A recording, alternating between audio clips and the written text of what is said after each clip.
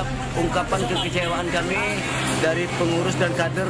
Amanat Indonesia adalah kumpulan entitas yang terdiri dari para deklarator, pendiri PAN, mantan anggota DPR RI, bahkan tadi ada anggota DPR RI yang aktif, pengurus yang saat ini berkumpul berinisiatif membentuk PAN atau Partai Amanat Nasional, sehingga mereka lah yang punya otoritas menetapkan calon presiden yang akan diusung oleh partai. Akumulasi aspirasi arus bawah Partai Amanat Nasional untuk mendorong Partai Amanat Nasional mempertimbangkan Anies Baswedan. Saya punya keyakinan ya Anies itu tadi bisa didukung oleh PKS, lalu bisa didukung juga oleh partai Nasdem, karena saya melihat ini ya, ada kedekatan antara Surya Paloh dengan Pak JK gitu. Dan itu dari dulu semenjak di Golkar gitu. Lalu Pak JK ini kingmakernya Anies. Anies ini seorang ilmuwan politik, doktor lulusan Amerika, mantan rektor gubernur yang saya kira punya selera humor politik memang di atas rata-rata. Jadi ibarat orang mendayung, sekali mendayung dua pulau terlampau. Itulah Anies.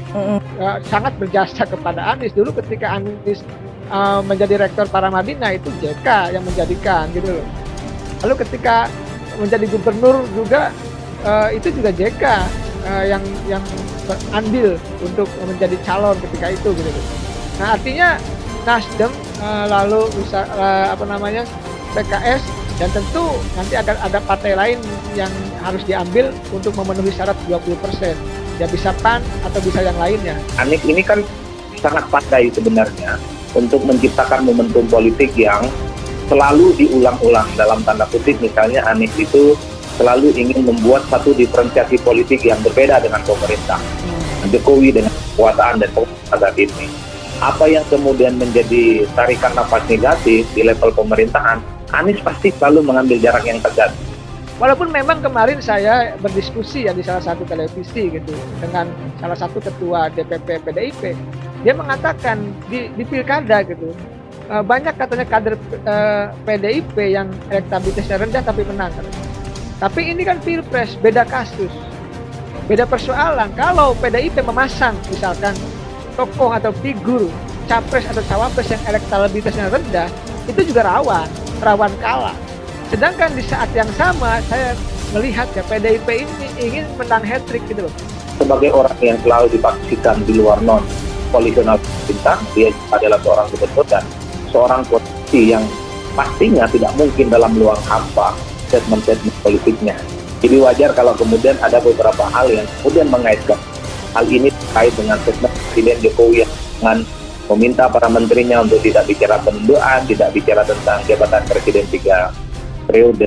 Inilah yang kita bahwa Anies ini adalah makhluk politik yang memang agak pandai memang cara mengkritiknya. Nah, tapi di saat yang sama Anies memiliki elektabilitas yang lumayan, selalu bersaing di 3 besar gitu, dalam survei-survei yang kredibel dan objektif. Ini menjadi penting.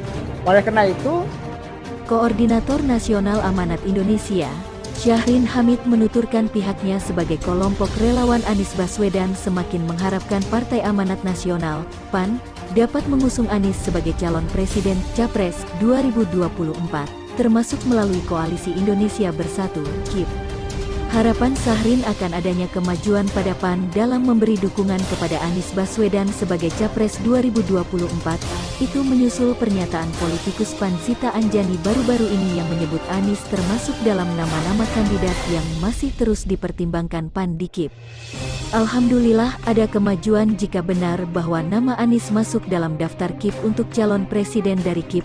Kita tahu bahwa KIP atau Koalisi Indonesia Bersatu adalah koalisi Partai Golkar, PAN, dan PPP, ujar Syahrin kepada Kebanyus di Jakarta, dikutip Senin tanggal 16 Januari tahun 2023. Menurut Syahrin yang merupakan mantan Ketua Umum Barisan Muda Penegak Amanat Nasional, BM PAN, ini, jika Anies diusung oleh PAN tentunya hal yang wajar dan masuk akal.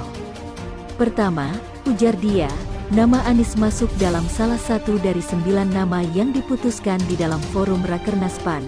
Kedua, bahwa secara basis politik PAN, irisannya lebih dekat dengan Anies.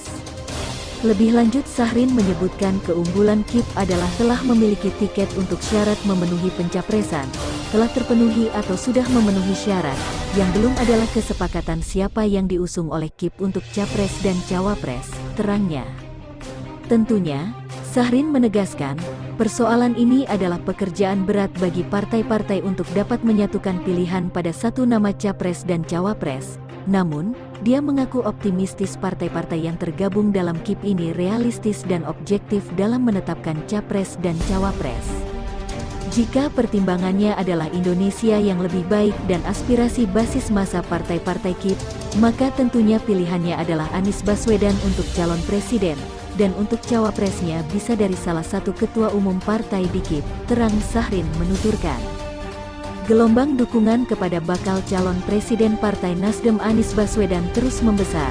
Di sejumlah daerah, konstituen partai pimpinan Zulkifli Hasan ini menjatuhkan dukungannya kepada Anies Baswedan. Salah satu fenomena menarik ini terjadi di Pekanbaru, Provinsi Riau. Sejumlah kader Partai Amanat Nasional, PAN, Provinsi Riau mendeklarasikan diri mendukung Anies Baswedan sebagai calon presiden 2024. Simpul relawan Anies Baswedan mengapresiasi dukungan kader PAN yang terus berdatangan menjelang Pilpres ini. Ini merupakan fenomena menarik, dukungan terhadap Anies Baswedan sebagai presiden semakin besar, kata Ketua DPW Anies Presiden 2024, Anies P24, Riau kepada KBA News, Senin, tanggal 5 Desember tahun 2022. Sebagai Ketua DPW, Anies P24 Riau, kami selalu kirimkan postingan berkualitas kepada Ketua DPW Provinsi PAN. Beliau adalah sahabat lama yang kebetulan beliau adalah seorang bupati, jelasnya. Salman mengungkapkan, sebenarnya dukungan konstituen PAN kepada Anies Baswedan tidak hanya terjadi di Pekanbaru Riau saja, tetapi sejumlah daerah di Indonesia juga melakukan hal serupa. Ini membuktikan gelombang perubahan ini semakin besar di negeri ini, ungkapnya. Salman mendapat informasi valid keberadaan konstituen PAN di sebuah daerah yang banyak mendukung Anies Baswedan. Di daerah tersebut meminta agar kader-kader PAN tidak perlu mencalonkan diri sebagai anggota legislatif jika tidak mendukung Anies Baswedan sebagai Capres RI 2024. Bagi Salman, apa yang dilakukan kader PAN mendukung Anies Baswedan ini merupakan hal wajar dan mengedepankan akal sehat. Nyalek hanya buang-buang energi dan duit jika partai tidak mendukung Anies Baswedan presiden, katanya. Sebelumnya diberitakan, kader PAN Provinsi Riau mendeklarasikan diri mendukung Anies Baswedan sebagai Capres 2024. Dukungan tersebut dilakukan saat Anies Baswedan menghadiri rapat akbar yang digelar di Jalan Gajah Mada Pekanbaru pada Minggu, tanggal 4 Desember tahun 2022.